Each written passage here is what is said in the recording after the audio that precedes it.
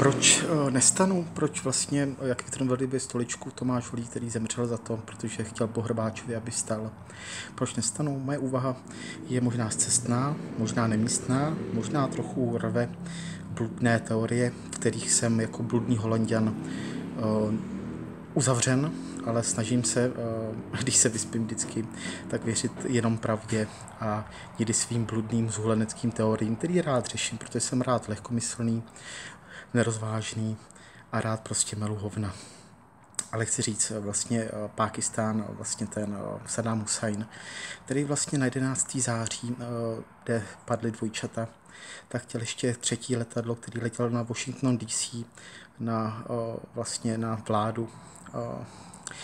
vládu těch vládců toho babylonského státu. Tak tam letělo to třetí letadlo, ale lidi se na toho letadla rozhodli bojovat a to letadlo spadlo nebo bouchlo někde ve vzduchu.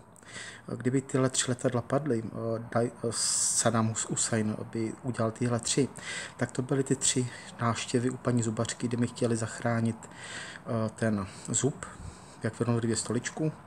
No a já bych potom vstal, nemocnice uzdraví a slunce začne hřát, vstal bych a nechal bych si udělat lobotomii. A Armagedon by skončil, protože to je můj svět a já jsem na to měl právo.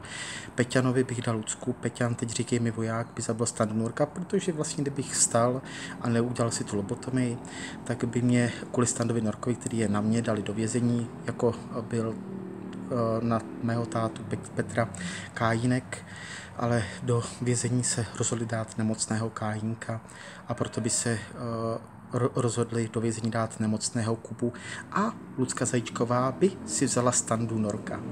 No, ale pozor, povraždili by všechny bajzíky, Michal Bajzík by šel do kostela, předal by Helenku a Matouška Peťanovi a Luce Zajíčkovi vodili do Egypta, do rezervace a tam by žili šťastně až do smrti.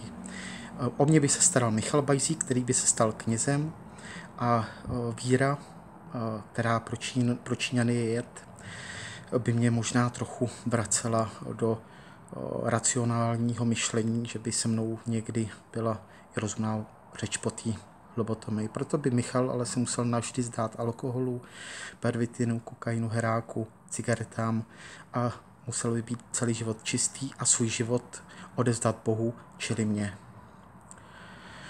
No a ještě bych chtěl říct, proč jsem prokletý od Bena Christova. No, protože písnička Dobrý Bůh to ví mě chtěla zabít ta holka z kruhu, kterou jsem táhl za svým křížem mého Armagedonu. A kdyby mě neprokryl Ben Christoval, tak by mě ta holka z kruhu zabila. Amen.